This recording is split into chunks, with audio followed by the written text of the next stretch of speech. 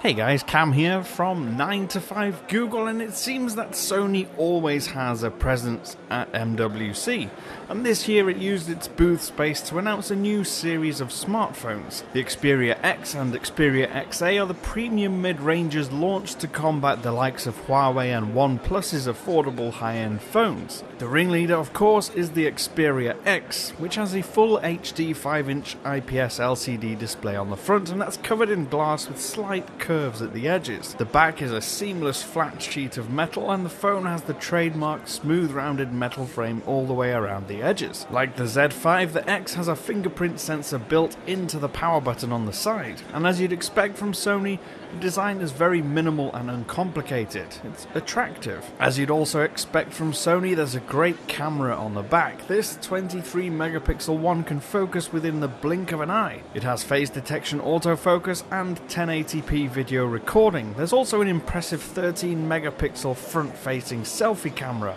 It runs Android 6.0.1 Marshmallow with a relatively light Sony skin on top, and is powered by a Snapdragon 650 processor paired with 3GB of RAM and a 2620 mAh battery, and this apparently lasts 2 whole days on a full charge. There is a more high-end model called the X Performance, which has all the same specs except it uses a Snapdragon 820 chip and has a few more milliamp hours in the battery.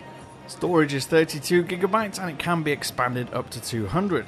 But despite the lesser specs, it was the Xperia XA I was most drawn to at the Sony booth. It has a 720p 5-inch display, which isn't the sharpest thing in the world, and it's powered by a Mediatek Helio P10 processor, but its design is beautiful. The screen is virtually edge to edge and has sumptuous curves towards the frame, and it has a great looking rear panel with the same curves towards the edges. And because of this narrow size and design, it feels super comfortable in hand, like it belongs there. Like most Sonys, it has a dedicated camera button on the right edge along with the power and volume keys.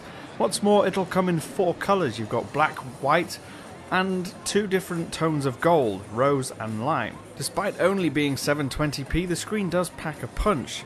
The undoubtedly optimized demo content was full of contrast and colour. Other specs include 2GB of RAM, 16GB of storage, which you can expand again up to 200, Android 6.0.1 Marshmallow, and a 2-day 2300 mAh battery. This one has a 13 megapixel camera on the back and an 8 megapixel camera on the front. Now, performance didn't seem quite as snappy on the XA as it did on the X, and that might be a deal breaker for some, but it's still a great looking and great feeling device. Like LG and Samsung, Sony was keen to show off some of its more fun additional features too, like these giant remote controllable pool balls.